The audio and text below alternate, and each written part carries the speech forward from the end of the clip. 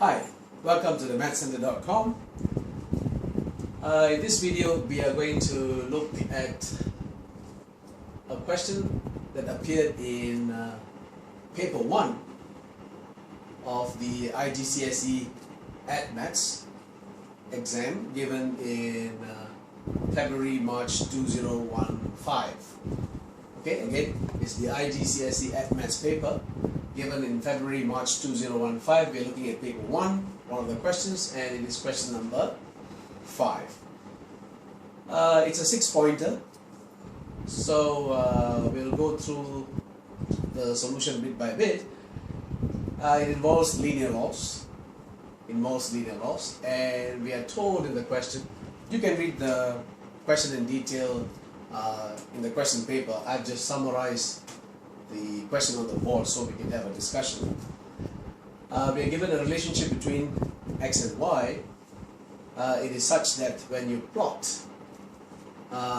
e to the power of y against x, again, you are given a relationship, or rather a relationship exists between two variables x and y, such that if you plot e to the power of y against x, you get a straight line.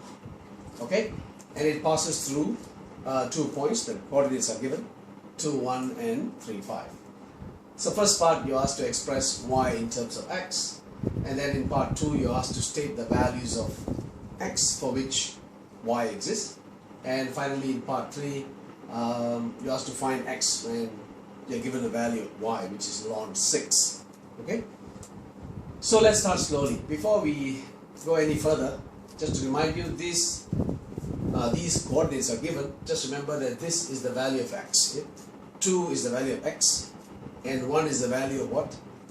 Good, e to the power y. 3 is the value of x, and 5 here is the value of e to the power of y. Okay.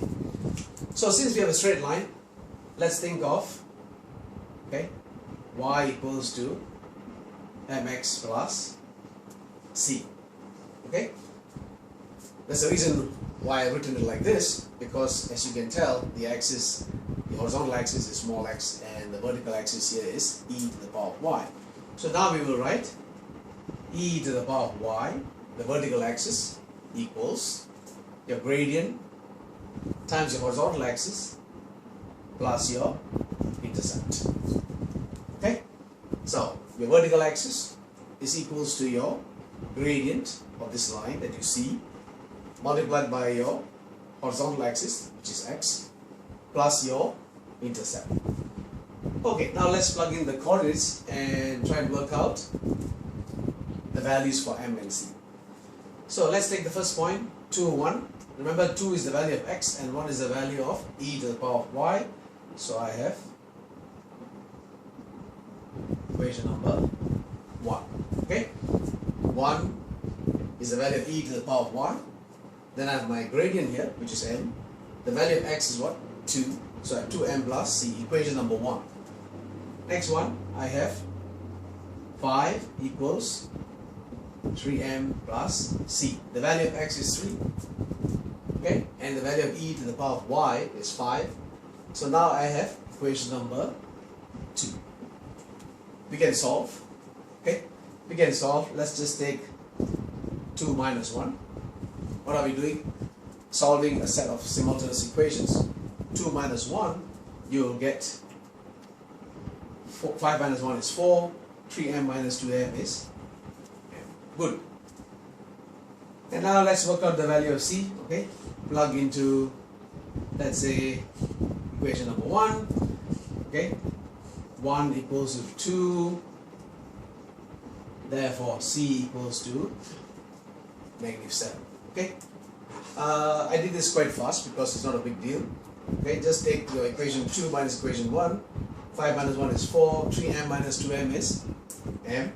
The c's disappear. Then you just plug in 4 inside here. 4 times 2 is 8. You bring this across, 1 minus 8 is -7, and we are done. So I can write, watch carefully, e to the power of y. Okay, what is my gradient? 4. Okay, what is c? -7. almost there, but they want you to express y in terms of x, so take logs. So let me write the whole thing here. Take logs to both sides, log to base e, okay, ln 4x minus 7. Okay, take logs to both sides to base e. So now I can write y equals to ln 4x minus 7. And we are done with the first part.